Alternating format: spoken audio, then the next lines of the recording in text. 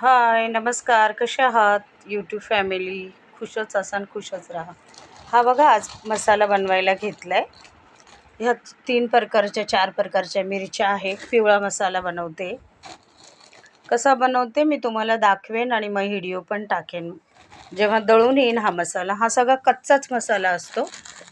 हा भाजून नाही घेतला जात आमच्याकडे. याला फक्त चांगलं ऊन द्यायचं आणि ऊन देऊन ही मिरची सगळी, ही लवंगी मिरची आहे, ही बघा, ही बेडकी मिरची आहे आणि ही तरी यायला ती सोलापुरी का काय म्हणतात त्याला, ती मिरची आहे. आणि ही नेहमीची आपली तिखट, ही छान घेतलेली, ही 1.5 किलो आहे. ह्या सगळ्या अर्धा किलो.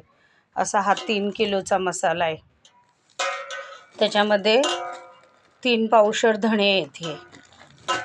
हे बाकीचे तुमचे जिरे, ओवा, खसखस, हळद, हिंग, जिरे, हे पावशर जिरे,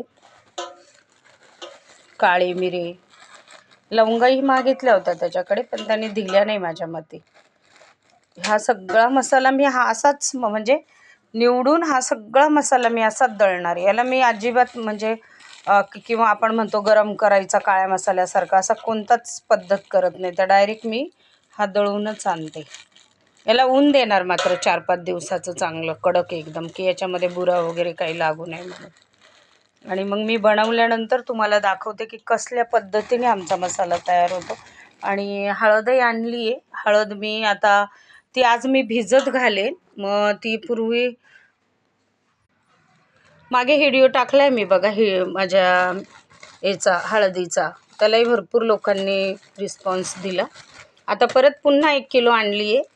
तर मी ही कशी बनवते, ही मी भिजत घालते आधी आणि भिजत घालून मग मी हिला तुकडे करते आणि मग दळते. काही लोक तशी फक्त पुसून बनवतात, आम्ही नाही बनवत तशी.